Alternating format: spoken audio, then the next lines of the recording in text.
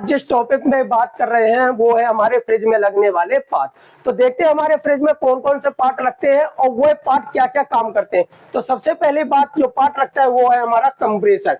ये जो आपको दिख रहा है ये है कंप्रेसर और हमने दूसरे कंप्रेसर को ओपन करके रखा है। तो यहाँ देखेंगे कंप्रेसर में ये बॉडी आपको खुली दिख रही है, ये मोटर है। क्या है ये मोटर? ये इसका पिस्टन होता है जो कि यहाँ पहला चेंबर है। गैस जो होती है यहाँ से निकल के कहा जाती है फर्स्ट चेंबर में, यहाँ से पिस्टन होते हुए यहाँ से आती है और इस लाइन को कहा जाता है डिस्चार्ज लाइन। कौन सी लाइन है ये? Discharge line. यहाँ से होते हुए यहाँ आ जाती है तो ये डिस्चार्ज लाइन कहलाएगी। इसमें एक सक्शन लाइन होती है, एक चार्ज। तो यहाँ देखते हैं अपन, तो ये जो लाइन होगी ये कौन सी लाइन कहलाएगी? हमारी डिस्चार्ज लाइन। ये कहलाएगी चार्जिंग लाइन और ये कहलाई जाएगी हमारी सक्शन लाइन। तो इस टाइप से कंप्रेस। आगे दूसरे जो पार्ट की बात करेंगे वो है हमारा थर्मोस्टेट। तो ये जो आपको पार्ट दिख रहे हैं ये होते हैं हमारे थर्मोस्टेट। थर्मोस्टेट में आप देखेंगे एक पॉइंट ये है, एक पॉइंट ये है, एक इन का है और एक आउट का पॉइंट है। यहाँ भी देखेंगे एक इन का आउट का पॉइंट है, यहाँ भी देखेंगे एक इन और आउट, ये अर्थिंग के लिए भी होता है। ये हो गए हमारे थर्मोस्टेट। इसके बाद देखेंगे ये बॉक्स टाइप रिले और ओएलपी है। बहुत सारे फ्रिजों में बॉक्स टाइप रिले और ओएलपी लगती है, तो ये बॉक्स टाइप रिले और ओएलपी कहलाती है। हम सिंपल ओपन टाइप ओएलपी की बात करें तो ये जो ओएलपी है ये हमारी ओपन टाइप की ओएलपी है। ये हमारा ओपन टाइप रिले कहला जाएगा।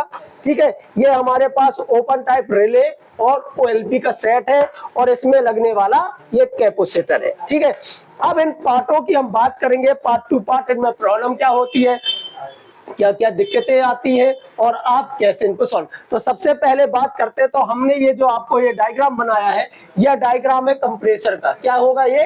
कंप्रेसर। कंप्रेसर में एक डिस्चार्ज लाइन है, एक चार्जिंग लाइन है और एक सक्शन लाइन है। अब देखते हैं कि ये डिस्चार्ज लाइन को पहचानने का तरीका। सबसे पहले अगर आपके पास कंप्रेसर ओपन यानी रखा हुआ तो आप कैसे पहचानो? तो जो भी लाइन सबसे तीनों में जो सबसे पतली लाइन होगी वो कौन लाइन होगी? Discharge line. जो दोनों मोटी लाइन होगी इसमें से एक चार्जिंग और एक सक्शन लाइन होगी। पहला पहचानने का तरीका ये है। दूसरा, कंप्रेसर को हम ऑन कर लेते हैं और ऑन करने के बाद जिससे हवा निकलती है, गैस जिससे निकलेगी वह हमारी कहलाएगी डिस्चार्ज लाइन और गैस जिससे खींचेगी वो कहलाएगी हमारी सक्शन लाइन। तो ये दो टाइप से समझ गए। तीसरा टाइप क्या कहलाता है? कंडेंसर।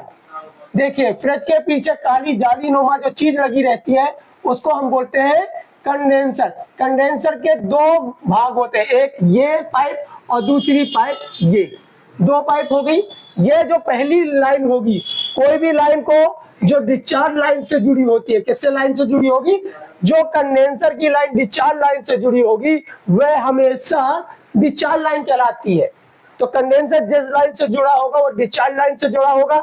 इसके बाद इस कंडेंसर का काम क्या होता है? इस कंडेंसर का काम है इसमें डली हुई गैस, जैसे कि R134 गैस डली है, वो यहां से निकलेगी, डिस्चार्ज होगी। डिस्चार्ज होने के बाद ये किसमें जाएगी? हमारे कंडेंसर। कंडेंसर का काम क्या होता है? यह एक जालीनुमा पाइप होता है जिसमें गैस घूमती है और घूमने से क्या होता है, जो यहाँ से गैस निकलती है किस अवस्था में निकलेगी? गर्म अवस्था में निकलती है। और जब ये गर्म अवस्था में निकलती है तो हमारे कंडेंसर का काम होता है इसको घुमा घुमा के ठंडा करना। तो जो भी गैस है यह घूम घूम के ठंडी होगी, तो कंडेंसर के इस वाले भाग में आपको अधिक गर्म महसूस होगा और जितना ऊपर जाते जाएंगे उतना कम गर्म होगा। अब इस कंडेंसर के आगे जो लगा रहता है वो ड्रायर लगा रहता है, यानी फिल्टर। क्या लगाया जाएगा? फिल्टर। फिल्टर का काम क्या होता है? फिल्टर का काम है जितने से गैस निकलती है, गैस के साथ कुछ ऑयल भी निकलता है, उस ऑयल को यहाँ पे रोक लेना। यानी यहाँ पे रोक लेगा तो ऑयल ज्यादा आपके आगे नहीं जाएगा। इसके आगे जो लगा रहता है वो लगा रहता है कैपिलरी। क्या लगी रहती है? पतली कैपिलरी। ये जो कैपिलरी होती है इसका काम क्या होता है? यहाँ पे जो हमारी गैस निकलती है इसका प्रेशर अधिक होता है। हाई प्रेशर से जब ये कैपिलरी के पास आती है तो लो प्रेशर हो जाता है। अब जब लो प्रेशर होगा तो यहाँ से जो कूलिंग होना चालू हो जाती है, यानी यहाँ क्या होने लगेगा? ठंडा। जब यहाँ ठंडा होगा तो ये कैपिलरी क्या है? एक पाइप नुमा इस टाइप से सेक्शन, इसको कहा जाता है फ्रीजर। क्या बोलते हैं? फ्रीजर। फ्रीजर भी क्या आपको दो सिरे दिखेंगे, एक सिरा कैपिलरी में होगा, तो यहाँ से गैस जो आती है फ्रीजर में आती है। जब फ्रीजर में आती है तो यहाँ बहुत ठंडा कर देती है। यहाँ जब ये बहुत ठंडा होगी और ये कौन से फॉर्म में होगी, पानी यानी लिक्विड फॉर्म में होगी। तो जब यहाँ पे गैस लिक्विड फॉर्म में होगी तो यहाँ ठंडा करना चालू करे, तो आपका फ्रीजर ठंडा होगा, तो जितना भी फ्रिज के अंदर सामान रखा है वह ठंडा होगा। और जब गैस यहाँ तक पहुंचने लगेगी आधे में, तो यहाँ से फिर से वो गैस रूम में चेंज हो जाएगी। और जब गैस रूम में चेंज हो जाएगी तो ये जाके पाइप इससे जुड़ जाएगी आपके सक्शन लाइन से। इस टाइप से हमारा फ्रिज जो होता है काम करता है। यानी यहाँ से हमारी डिस्चार्ज से गैस निकली, कंडेंसर में घूम घूम के ठंडी हुई, उसके बाद फिल्टर में आके साफ हुई, साफ होने के बाद कैपिलरी में पानी बनी, उसके बाद फ्रीजर में आई, फ्रीजर में कूलिंग की और फिर से गैस बन के फिर से कंप्रेसर के अंदर चली गई। यही सर्कुलेशन हमारा चलता रहता है। हमने ये तो समझ लिया। अब इसके बाद जो हमें खास चीज पढ़नी है वो है कंप्रेसर में आने वाले फॉल्ट। कंप्रेसर में क्या क्या फॉल्ट आते हैं, इसमें जो रनिंग स्टार्टिंग कॉमन होती है उसको कैसे निकालें और क्या क्या प्रॉब्लम होगी कैसे सॉल्व करें, तो हम इसके बाद जो समझेंगे वो कंप्रेसर के बारे में समझ रहे हैं। ठीक है, आपको 3 पिनें मिलेंगी, एक पिन ये है, एक पिन ये और एक पिन ये। इसमें से जो पहली पिन एक पिन होगी उसको कहेंगे हम रनिंग, स्टार्टिंग और कॉमन। किसी भी कंप्रेसर में 3 पिनें मिलेंगी, रनिंग स्टार्टिंग कॉमन। अब आपको ये समझना है रनिंग कौन सी होती है, स्टार्टिंग कौन सी होती है। तो जैसे कि हमारे पास ये कंप्रेसर है, देखिए अब हम यहाँ पे कंप्रेसर को चेक करेंगे। तो देखिए ये जो हमारे पास कंप्रेसर है इसमें आपको देखेंगे तो 3 पॉइंट दिख रहे होंगे। कितने पॉइंट है, 3 पॉइंट, 1 2 3। इनमें से रनिंग और स्टार्टिंग है। तो कैसे पता करें कि कौन सा रनिंग और कौन सा स्टार्टिंग है, तो हमें क्या करना है, हमें मीटर ले लेना है, क्लैंप मीटर लेंगे। इसको किसमें, बजर की रेंज में रखेंगे। बजर की रेंज में रखने के बाद इसको बजर की रेंज में हमने रख लिया। ये देखिए बजर की रेंज, और इनमें हम रीडिंग चेक करेंगे। देखिए इसमें रीडिंग कितनी आ रही, 32। नीचे के दोनों पॉइंट में कितनी आ गई है, 32। एक पॉइंट यहाँ छोड़ने के बाद ऊपर वाले पॉइंट में लगाएंगे, रीडिंग कितनी आ रही, 20। फिर हम इसको छोड़ के इसमें लगाएंगे तो रीडिंग कितनी आ रही, 12। सबसे ज्यादा इन 2 पॉइंटों में रीडिंग आपको दिखी इन नीचे वाले पॉइंट। तो ये जो नीचे वाले दोनों पॉइंट आपको दिखे, इनमें से रनिंग और स्टार्टिंग है कॉमन ये होगी। कौन सी कॉमन हो गई, ये कॉमन हो गई। तो कॉमन में हमेशा OLP लगाई जाती है। क्या लगाई जाएगी, जो ये OLP होगी हमारी, ये कॉमन में लगाई जाएगी। तो ऊपर वाले पार्ट में ऐसा OLP आप लेंगे और इसमें देखिए दो, एक ये छेद बना हुआ है और दूसरा न्यूट्रल या फेज देने के लिए हुआ है। ठीक है, तो देखिए हाँ, इसको ये किया हमने, इसको लेते हैं और OLP को हम ऐसे लगा देते। तो देखिए कॉमन में हमारे क्या लग चुकी है, OLP। अब यहाँ या तो न्यूट्रल आएगा या फेस आएगा। आप चाहो तो न्यूट्रल दे सकते हैं और आप चाहो तो फेस दे देते। तो हमें न्यूट्रल या फेस मिल गया कंप्रेसर को। अब दूसरी चीज क्या होगी, हमारा जो होगा वो है रिले। क्या कहेंगे, रिले। तो जो रिले होगा हमारा, रुक दो, हाँ देखिए, ये देखिए आप ये रिले देख रहे हैं। रिले में कितने, 2 पॉइंट है, ये 2 पॉइंट दिख रहे हैं। इस रिले को कहा हम ऐसे करते हैं, इसके जो नीचे वाले पॉइंट है ऐसे इसको लगा देंगे। तो हमारी OLP लग गई और रिले लग गई। तो इसमें न्यूट्रल आ गया या फेस आ गया, या इसमें न्यूट्रल है फेस। तो फेस और न्यूट्रल, एक में न्यूट्रल में फेस आ जाएगा और एक में आपका न्यूट्रल आ जाएगा। इस टाइप से इसको लगाया जाता है। अब देखिए हमने ये तो लगा लिया। अब सबसे पहले बात, जो दूसरी बात, हम इसके फॉल्ट की बात करते हैं कि हमारा कंप्रेसर सही है कि नहीं है। कैसे चेक करें कि हमारा कंप्रेसर ओके है या खराब है। तो देखो सबसे पहले क्या करते हैं, तीनों में कंटिन्यूटी चेक करते हैं। क्या करेंगे हम, तीनों में कंटिन्यूटी चेक करते हैं। इसमें भी बीप आ रही है, इसमें भी बीप आ रही है और इसमें भी बीप आ रही है। प्लस एक पिन में रख के हमने बॉडी को टच करते हैं। क्या करेंगे, बॉडी को टच करते हैं, कोई बीप नहीं आ रही है। तो इसका मतलब हम ये समझते हैं कि हमारे कंप्रेसर में बॉडी शॉर्ट नहीं है। प्लस तीनों में रीडिंग का आने का मतलब ये हो गया कि हमारी मोटर सही है। लेकिन यहाँ केवल हम ये समझे कि मोटर सही है। हो सकता है कि मोटर सही तो है लेकिन इसका पिस्टन जाम हो सकता है। हमने कंप्रेसर बस को पता कर लिए। अब ओरिजिनलिटी कैसे पता करेंगे कि हमारा मोटर सही है, कंप्रेसर भी सही तरीके से डिस्चार्ज से हवा निकल रही है या नहीं। तो हम इसको ऑन करने के बाद अंगूठे से रख के डिस्चार्ज लाइन को क्या करेंगे, प्रेशर देंगे। जब ये ऑन होगा तो इसको अंगूठा जब हम लगाएंगे तो यहाँ बहुत तेजी से गैस निकलेगी आपके अंगूठे को बाहर करने की कोशिश, तब आप समझेंगे कि इसकी जो पंपिंग है वो बहुत अच्छी हो रही है। लेकिन अगर आपका अंगूठा रखने के बाद भी पंपिंग बहुत स्लो हो रही है तो कंप्रेसर खराब है। इस स्थिति में आप इसको चेंज करें। तो पहली प्रॉब्लम क्या हुई, अगर पंपिंग नहीं कर रहा है तब भी आपका कंप्रेसर क्या है, खराब है। यानी तीनों लाइनों में कंटिन्यूटी आने के बाद भी कंप्रेसर खराब माना जाएगा अगर इसकी पंपिंग सही तरीके से नहीं हो पा रही है तो।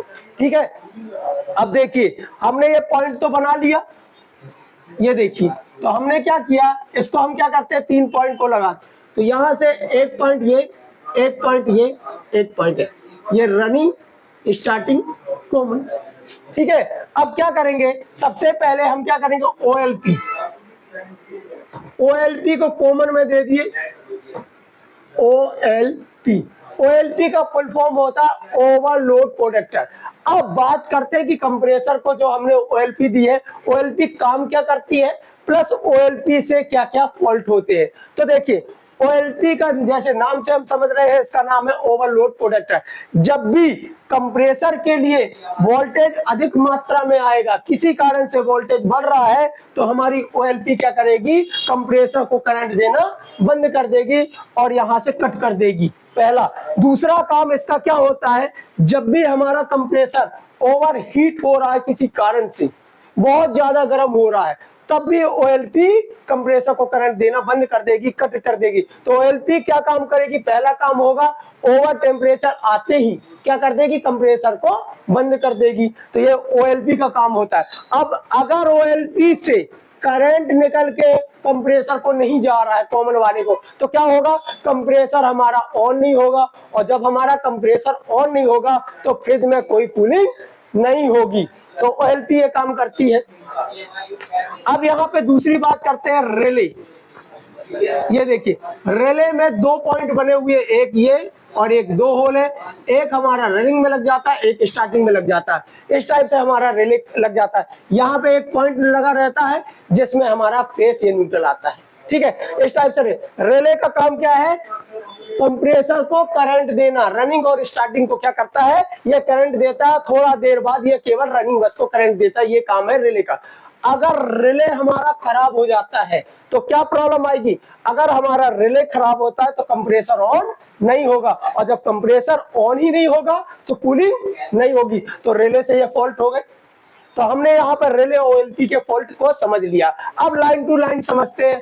पहला है कंप्रेसर से होने वाला फॉल्ट। कंप्रेसर में क्या क्या माना जाएगा, तो कंप्रेसर अगर खराब है तो आप कैसे फाइंड करेंगे कि हमारा कंप्रेसर। सबसे पहले कंप्रेसर में लगने वाली 3 पिन, रनिंग, स्टार्टिंग, कॉमन में, तीनों में कंटिन्यूटी आनी चाहिए। अगर कंटिन्यूटी आ रही है तो कंप्रेसर 50% ओके है। अगर कंटिन्यूटी नहीं आ रही तो कंप्रेसर 100% खराब हो चुका है।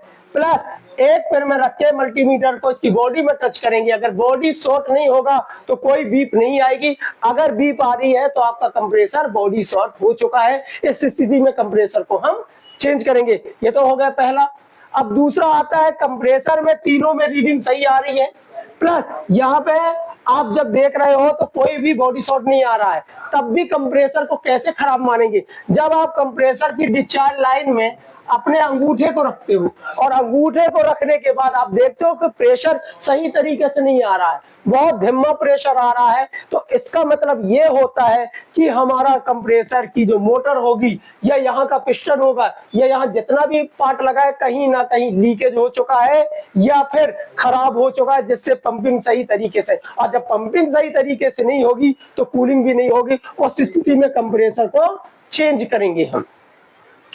अगर कंप्रेसर बहुत अधिक मात्रा में हीट, ये हो गया दूसरा कारण। तीसरा, कंप्रेसर बहुत अधिक मात्रा में हीट हो रहा है, तब भी। अब हीट होने का क्या कारण हो सकता है, हीट होने का कारण हो सकता है जिसमें डला हुआ ऑयल है वो कम हो चुका है, पहला कारण। दूसरा कारण हो रहा, जो गैस है वो चोक हो चुकी है जिससे हीट हो रहा है। तीसरा कारण, कहीं ना कहीं शॉर्ट सर्किट हो रहा है, इसके कारण आपकी प्रॉब्लम आ रही है। तो अगर ज्यादा हीट हो रहा तब भी कंप्रेसर आपका खराब माना जाएगा। इस स्थिति में भी आप कंप्रेसर को चेंज करोगे। तो आपने कंप्रेसर के फॉल्ट को आपने समझ लिया, क्या क्या फॉल्ट होते हैं। ओएलपी से क्या क्या फॉल्ट होंगे। अगर ओएलपी खराब हो जाएगी तो कंप्रेसर को ऑन नहीं करेगी। बात कर रहे हैं वो है ओएलपी। ओएलपी का जैसे कि फुल फॉर्म होता है ओवरलोड प्रोटेक्टर। ये काम क्या करता है, अगर ओएलपी खराब है तो क्या प्रॉब्लम होगी। अगर हमारी ओएलपी ओवरलोड प्रोटेक्टर खराब हो जाता है तो यहाँ से जो हमारा करंट है ये कॉमन को नहीं मिल पाएगा, और कॉमन को अगर हमारा करंट नहीं मिल रहा है जो हम न्यूट्रल में फेज दे रहे हैं तो हमारा कंप्रेसर ऑन नहीं होगा, और जब ऑन नहीं होगा तो कूलिंग नहीं करेगा। ये तो होगी फर्स्ट प्रॉब्लम। दूसरा, ओएलपी का सेंसर खराब हो चुका है तो हल्का सा भी हमारा कंप्रेसर हीट हो रहा है तो क्या कर देगा, ये बार बार बंद कर देगा। और अगर ये बार बार बंद कर रहा है तो क्या प्रॉब्लम होगी, जो हमारे फ्रीजर के अंदर बर्फ जमनी है वो सही अच्छी बर्फ नहीं जमेगी, बहुत ढीली बर्फ और डिम्मा या पानी लीकेज होने की प्रॉब्लम, तो वो तब भी ओएलपी की प्रॉब्लम है। दूसरी कारण यह हो सकता है कि ओएलपी का जो सेंसर है अधिक हीट में कंप्रेसर को बंद करना था वह सही समय पे बंद नहीं कर पा रहा, जिससे भी हमारी प्रॉब्लम, तो ये प्रॉब्लम है ओएलपी से। रिले से क्या प्रॉब्लम, रिले से सिंपल सी प्रॉब्लम है। रिले में अगर रिले खराब हो जाता है तो हमारे कंप्रेसर को करंट नहीं जाएगा और हमारा कंप्रेसर ऑन नहीं होगा। अगर इन चीजों में आप ये दोनों चीजों को चेक कर लो, 100% इसकी चेकिंग नहीं है, इनको हमेशा चेंज कर दो। चेंज करने के बाद आप चेक कर लो, अच्छी क्वालिटी का जो रिले ओएलपी होगा उसको आप लगाइए। तो यहां तक तो हमने समझ लिया कि किस टाइप से काम करेगा। अब देखते हैं इसके बाद जो हमारा पार्ट आता है, तीसरा पार्ट है वो है थर्मोस्टेट। क्या कहेंगे, थर्मोस्टेट। जहां पे आप देखते हो फ्रीजर के पास ये लगा रहता है, 1 नंबर 2 नंबर 3 नंबर 4 नंबर ये लिखा रहता है, ये है थर्मोस्टेट। थर्मोस्टेट में देखोगे तो एक पूंछ बनी रहती है जो फ्रीजर से जाके चिपकी हुई रहती है, प्लस यहाँ पे 2 पॉइंट बने रहते हैं, एक पॉइंट ये और एक पॉइंट ये, इसमें 2 पॉइंट बने रहेंगे। अब ये थर्मोस्टेट का काम क्या है, थर्मोस्टेट फ्रिज में जो है मास्टरमाइंड, इसका काम रहता है कंप्रेसर को ऑन और ऑफ करना, प्लस इसका दूसरा जो काम होता है, इसका मेन काम है कूलिंग को बना के रखना। कितनी फ्रिज के अंदर कूलिंग चाहिए है, कितने समय की कूलिंग चाहिए, सारा कंट्रोल किसका है, थर्मोस्टेट का। अब देखिए अगर हमारा थर्मोस्टेट का काम क्या है, टेम्परेचर को सही तरीके से बना के रखना। अगर हमारा ये थर्मोस्टेट खराब हो जाता है तो क्या प्रॉब्लम हो, अगर थर्मोस्टेट खराब हो जाता है तब भी हमारा कंप्रेसर ऑन नहीं होगा, और जब हमारा कंप्रेसर ऑन नहीं होगा उसका कारण है थर्मोस्टेट। थर्मोस्टेट के 2 पॉइंट है, आप क्या करोगे, कंटिन्यूटी में एक यहाँ पॉइंट रख के आप चेक कर लो, दोनों में कंटिन्यूटी आ रही तो आपका सही है, अगर नहीं आ रही तो खराब है। अब इससे होने वाली प्रॉब्लम की बात करें तो पहली तो प्रॉब्लम है कंप्रेसर ऑन नहीं होना। अगर ये खराब हो चुका है, किसी में कंटिन्यूटी नहीं आ रही है दोनों पॉइंटों में रखने के बाद, तो आप इसको चेंज कीजिए। दूसरा, अगर आपके फ्रिज में बर्फ बहुत अधिक मात्रा में जम रही है, जो बर्फ है वो बहुत ज्यादा जमना चालू हो गई, अगर बहुत ज्यादा बर्फ जम रही है उसका काम है थर्मोस्टेट। थर्मोस्टेट क्या हो रहा है, कंप्रेसर को कट नहीं कर रहा है, और जब कंप्रेसर को बहुत देर तक चलता रहेगा और थर्मोस्टेट कट नहीं करेगा तो कूलिंग वहां ज्यादा बढ़ेगी, और जब वहां ज्यादा कूलिंग बढ़ेगी तो आपका फ्रीजर के अंदर बहुत ज्यादा बर्फ जमना चालू हो जाएगा। उस स्थिति में आपको क्या करेंगे, आप इसको चेंज करेंगे, थर्मोस्टेट को आपको चेंज करना है।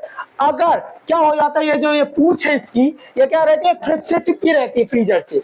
अब क्या करती है, देखिए जैसे कि आप देखते हैं कि ये जो ये पूंछ है ये फ्रीजर से चिपकी रहेगी। अब ये चिपकी रहेगी तो सेंस करेगी कि वहां कितने टेम्परेचर है। अगर वहां का टेम्परेचर प्रॉपर हो चुका है तो ये कमांड देगा इसको, और ये कमांड देगा कंप्रेसर को बंद करने के लिए, तो कंप्रेसर क्या हो जाएगा, बंद हो जाएगा। कब तक बंद रहेगा, जब तक कि वहां की कूलिंग कम नहीं हो जाती। जब कम होगी तो फिर से कंप्रेसर को ये कमांड देगा और कंप्रेसर हमारा ऑन हो जाएगा। अगर बार कंप्रेसर हमारा बहुत देर तक लगातार चल रहा है और ये कट नहीं कर रहा है, यानी पूंछ ने क्या किया, इसका जो सेंसर है उसने अच्छे तरीके से कूलिंग को सेंस करना बंद कर दिया, उस स्थिति में हमारी जो फ्रीजर है उसमें बर्फ बहुत ज्यादा जमेगी, और जब बहुत ज्यादा बर्फ जमना चालू हुई तो आप समझ जाएं कि भैया थर्मोस्टेट को हमको चेंज करना है। ये हो गई पहली प्रॉब्लम।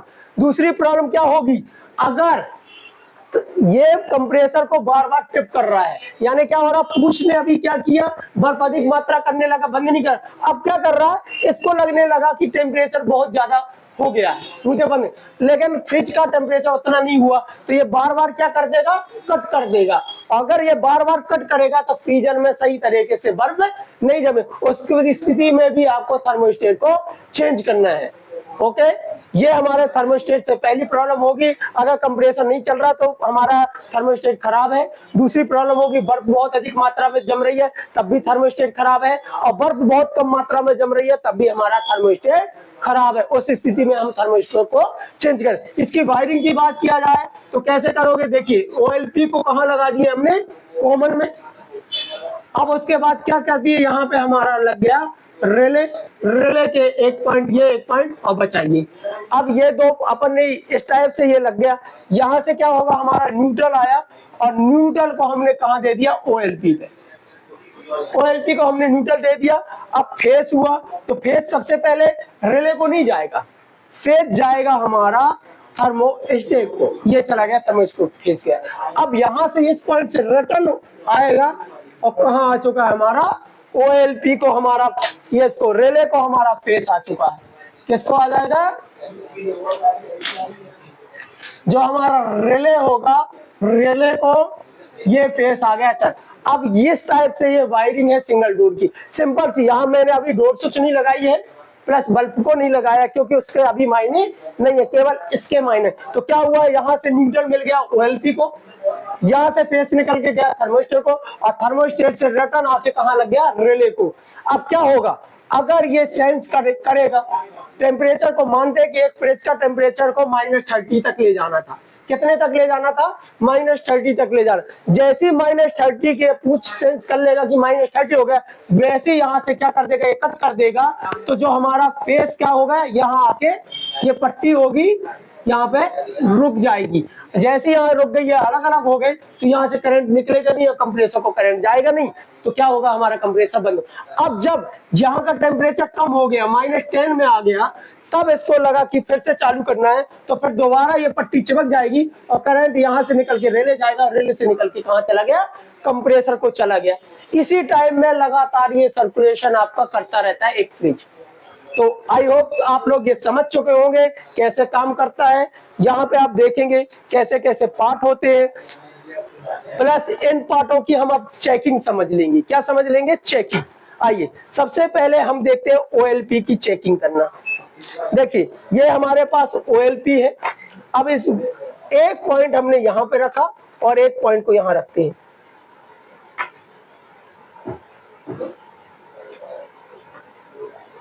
ये देखिए रीडिंग आई, ये रीडिंग आ रही है ना, इसका मतलब क्या है, हमारा OLP बिल्कुल ओके है। दूसरी OLP को चेक करते हैं हम, ये बजर आ गया, OLP क्या है, ओके है। अब देखते हैं, ये OLP चेक कर लिए, ये देखिए एक और ये OLP है इस टाइप से वायरिंग वाली, एक पॉइंट हम यहाँ रखते हैं और एक यहाँ रखते हैं। कोई रीडिंग आ रही है ना, कोई रीडिंग आई ना, कोई बीप आ रही है, इसका मतलब क्या हो रहा है, हमारी OLP खराब है। इस स्थिति में OLP को हम क्या कर देंगे, चेंज। इसी टाइप से हमारे पास ये क्या है, रिले है। रिले को क्या करना है, एक इस पॉइंट में रखो और यहाँ रखो, बजर आया, फिर उसके बाद इस पॉइंट में रखो, कोई बजर नहीं आ रहा, हमारा रिले बिल्कुल ओके है। ओके, इस टाइप से हम रिले और इस चीजों को, थर्मोस्टेट को जैसे चेक करना, ये हमारे पास थर्मोस्टेट है, इसको एक पॉइंट को हम यहाँ रखेंगे और इस पॉइंट को यहाँ, ये बजर आया, कंटिन्यूटी आई, ये देखिए आ रही है, इसका मतलब हमारा थर्मोस्टेट सही है। थर्मोस्टेट सही है, हो सकता है पूछ सेंस ना कर रही हो, तब भी चेंज करना है, क्योंकि ये बर्फ बहुत अधिक मात्रा में जमाएगी तो आप इसको क्या कर दोगे, ताकि चेंज कर दोगे। इसकी कोई पक्की टेस्टिंग नहीं है, हमको चेंज ही करना। तो इस टाइप से हमने आपको पार्ट बताया, कैसे काम करता है, किस टाइप से काम करता है, और मेरे हिसाब से आपने सही तरीके से समझा होगा। कोई